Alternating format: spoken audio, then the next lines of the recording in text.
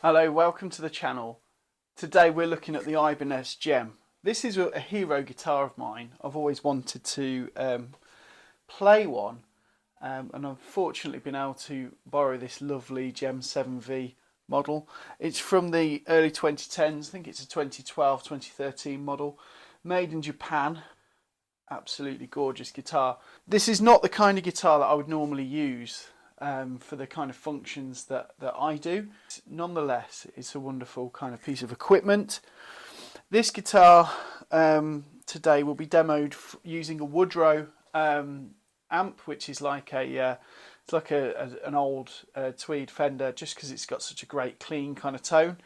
And we'll be listening to some of the cleans through that. I've also got a little bit of an Origin Effects compressor on as well, just for that, that's normally how I would use a guitar anyway. So without any further ado, here's the first impressions. This guitar is quite a complicated guitar for me. So I normally like Fender Stratocasters, Telecasters and Les Pauls and my PRS guitars, which are all sort of 2-pin bridges.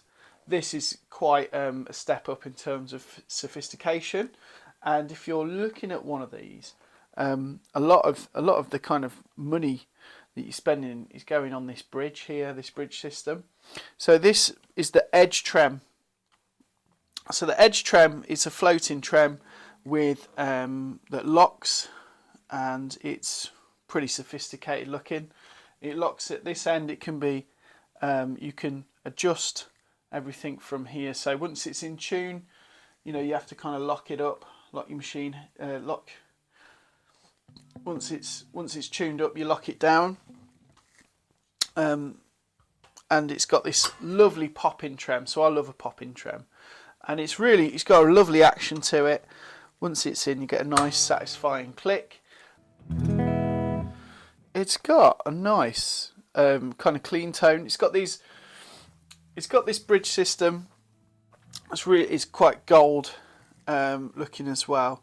It's quite a large, hefty system, and yeah, its tuning stability is pretty insane, really, considering how much you can abuse this guitar when sort of playing it. The other feature, just looking at it, and I'll go into some of the details. It's got a couple of things going on here. It's got a humbucker, single humbucker setup.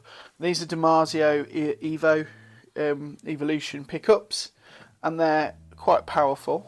They're quite nice.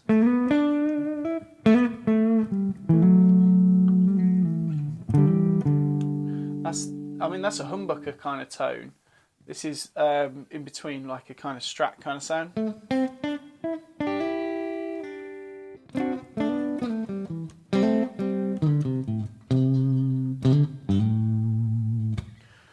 Now I can compare that to an actual Strat if you like. Granted, my Fender Strat is a little bit, at the moment, going through some changes. This one has a custom shop Wenjay Telecaster neck. If I play that,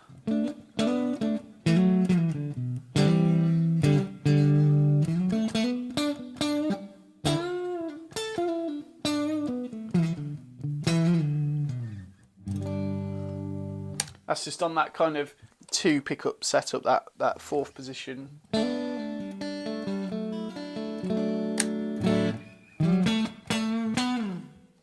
So it's not too different really tonally, but what I found with this guitar is the humbucker sound is just quite strong, quite epic.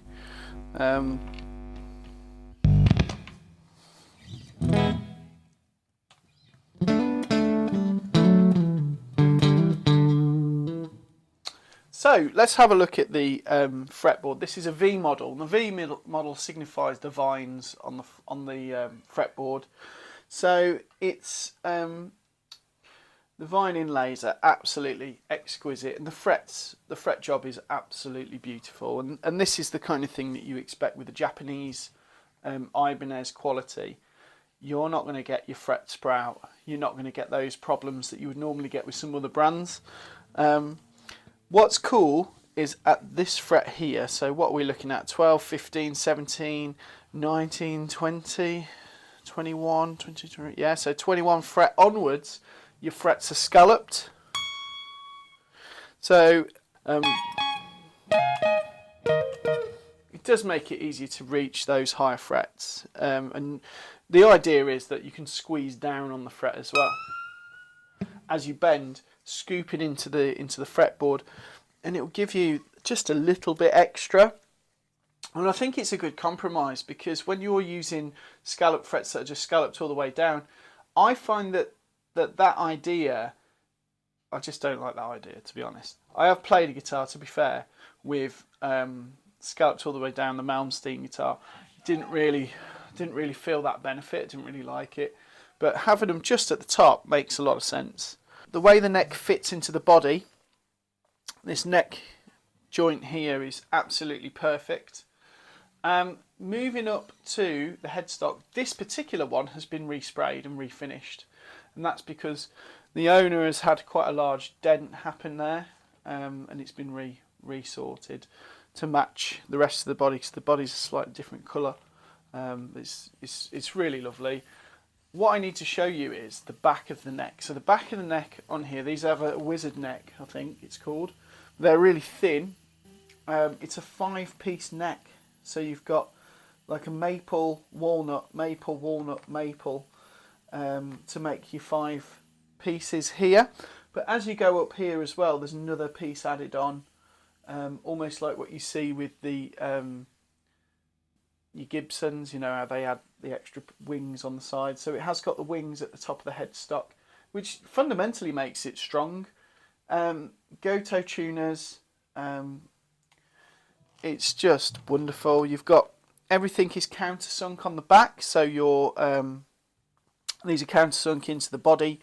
This is countersunk as well, and you've got an interesting looking shape here for the monkey. I think it's called a monkey grip, monkey handle. So it kind of sits in square. You can probably see it best from that angle. Now, why I'm saying this is, if you go and look for an Ibanez Jem, just type in Ibanez Jem into eBay at the moment, you'll see quite a lot of Chinese copies.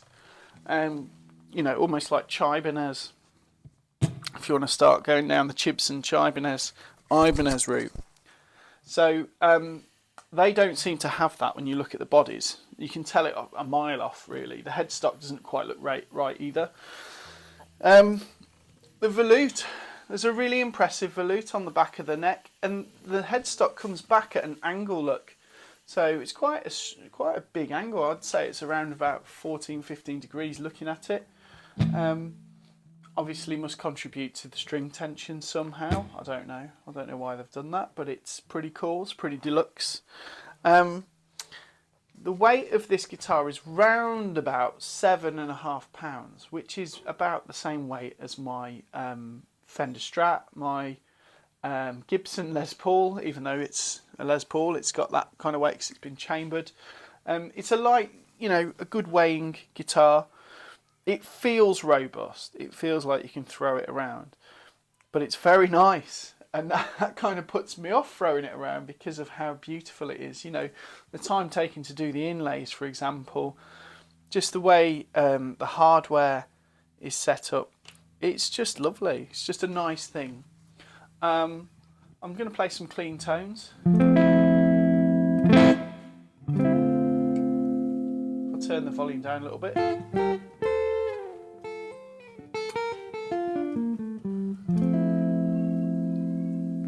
It's nice. It sustains really well. Turn it up.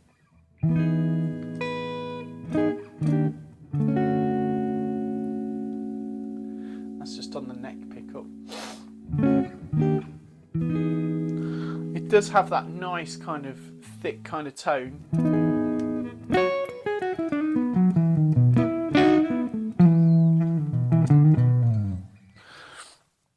So if I make a comparison to that and a Les Paul, for example, this is a humbucker guitar. This is a Les Paul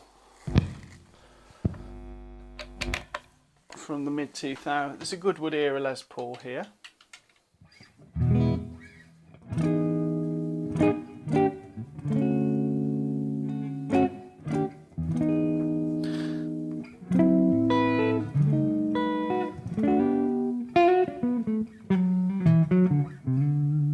So the difference there to me is just in the top end. This has quite a bit of a kick at the top end of the frequency spectrum.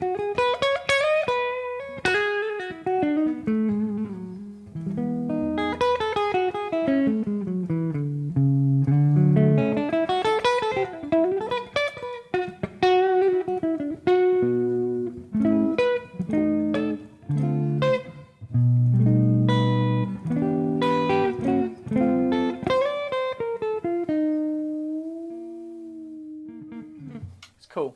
So what I would say though is the sustain's very good on the Les Paul. I'm not missing anything when I play.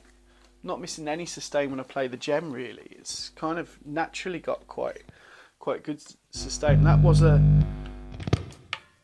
surprise to me that it does have that sustain.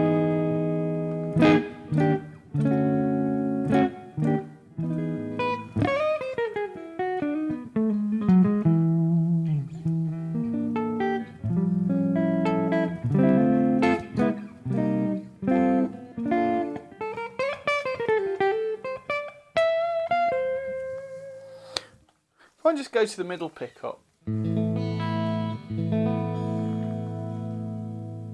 that's really nice, isn't it?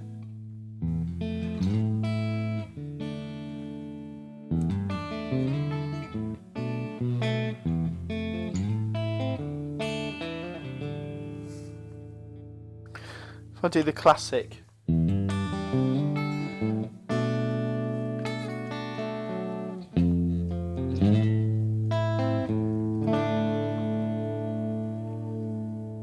Just going to dress this down. There you go. So tone's just gone down to about 5.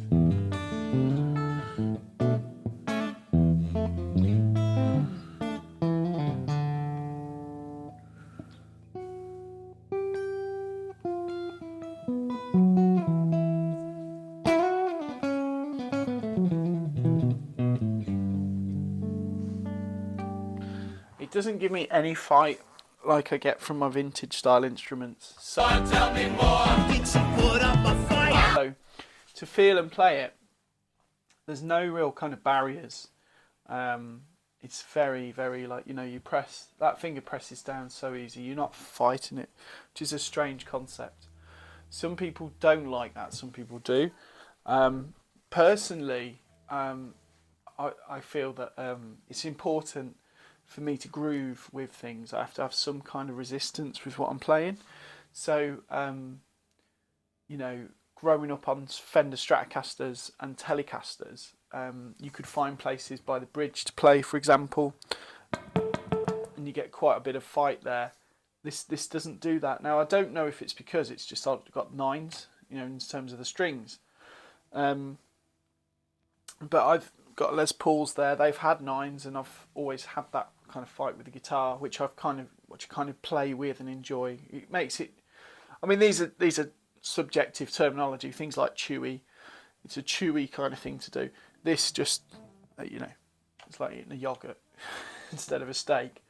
That's not criticism, by the way. It's just that's what you would get if you used to try and play this.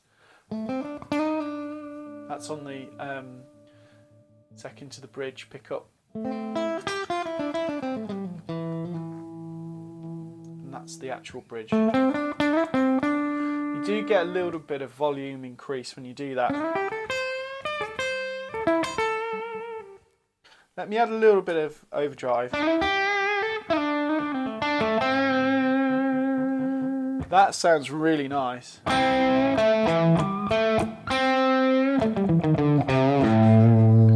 That's with the tone at half.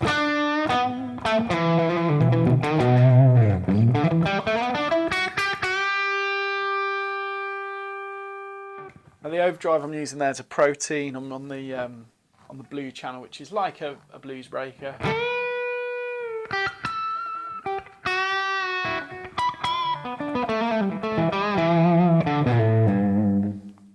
So if I compare that to another humbucker guitar that I've got, so this is a Les Paul.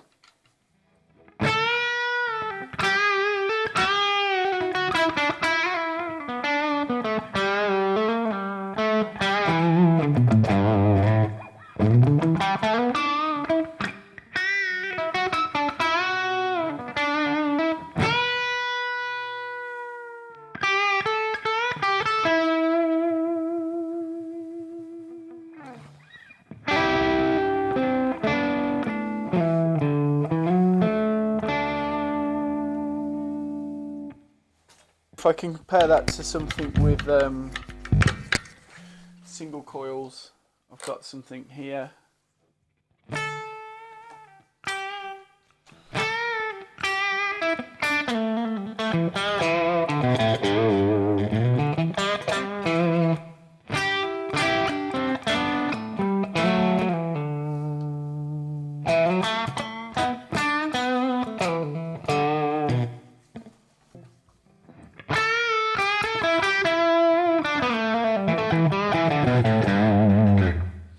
So from that, bridge pickup is phenomenal on this.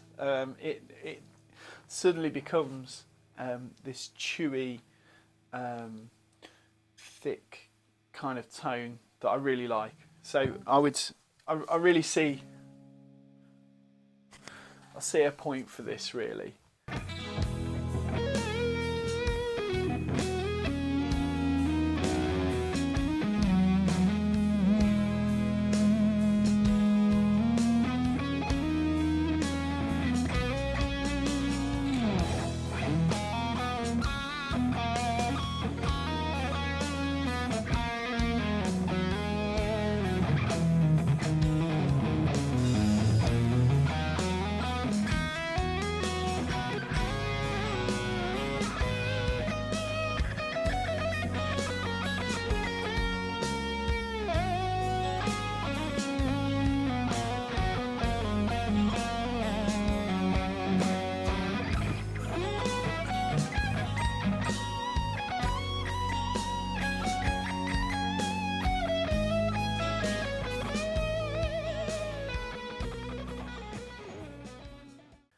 So real world applications.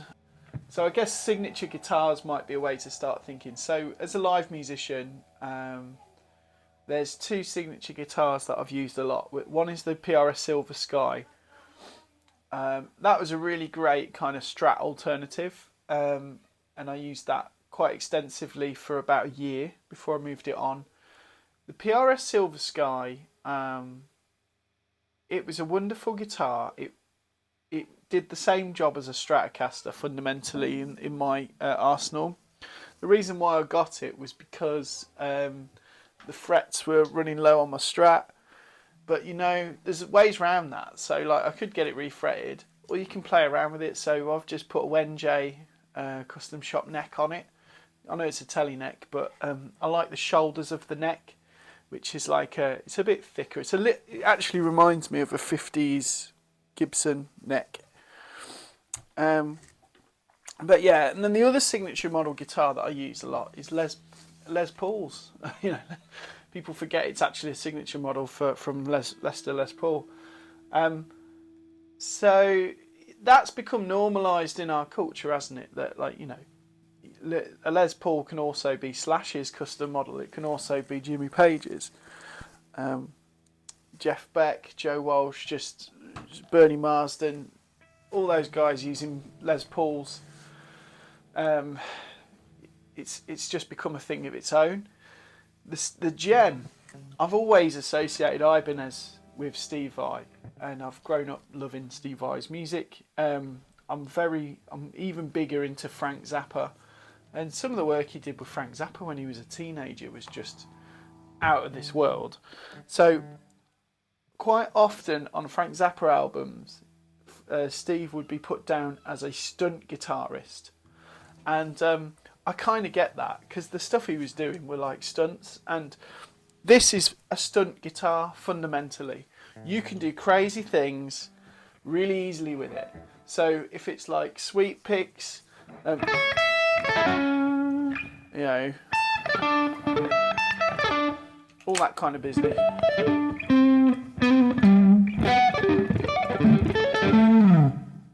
If I had to do that all day, I'd have one of these. Whammy tricks, you know.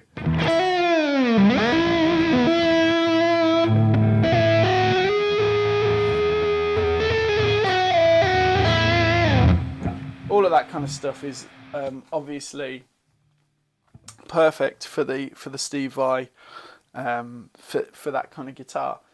I love the handle thing. It's a gimmick, but I love it, and I don't care what anybody says. And yeah, I don't think I'm going to play it in my function band. Though you could. There's nothing wrong with this. You could take this to a function gig, play it, have a great night, have all the tones you need, and it would be great. I think it feels almost like it's too much guitar, if that makes sense. Yeah, so for functions, you could use it, but if it's your sort of thing, I've got to say it's a bit pointy for me. I like guitars that were designed in the 50s, I think, and that's a bit weird. It sounds horrible. It feels horrible when it comes out of my mouth when I say that. Yeah, I think some tips for using one of these and owning one of these would be keep it in its hard case. I don't think it's a fragile guitar. It's just really nice. There's a thing with guitars. So ever since they started relicking guitars, which was in the last 15 years, they've started relicking guitars. And those guitars with the 50s sort of shapes, they don't sort of devalue that much if there are dings on them. So this is my friend's guitar, and I have kept it in the case, put it away. I'm frightened to death of scratching it, if I'm being honest. So this is one of my guitars that I use quite often, and it's dinged here, it's dinged there, it's dinged there. It's got no dings on the neck, but it's been out and about. It's checking a lot, but that's what happens with those sorts of guitars. You could pay a lot of money to get it dinged and checked. This is my Strat. So I've had this Strat since I was 14, and it's proper scratched up. It's all scratched up and dinged up. I've got a friend who sells guitars and buys guitars. It's worth way more than I bought it for back in 1997. You know, that guitar, well, I bought it in 2000 for £400. They're not worth £400 anymore. They're worth like thousands. This is worth thousands. The value of this has gone up, but you've got to look after it. You can't be scratching it and dinging it and stuff, because they devalue if you do that with Ibanez. So there is that to think about. Some people buy them with no intention of ever selling them. I think that's the deal with my friend who lent me this. He loves this guitar. This is his favourite guitar, and he's not going to ever move it on. But I know that there's a level of making this look good and keeping it looking good. And yeah, it's like having a nice car. I always have 20-year-old cars, so that when somebody hits them in the with a trolley in Asda, I'm not going to get stressed out about it. Okay, so that's this guitar. I'd love to know your thoughts. And is there a guitar you want me to get my hands on and do a little bit of a deep dive on? Have you learnt anything new, or is there anything you can contribute? Please subscribe. We're on a journey to getting some good things for the channel, and every subscription makes a big difference. So thanks for watching, and see you next time. Be excellent to each other.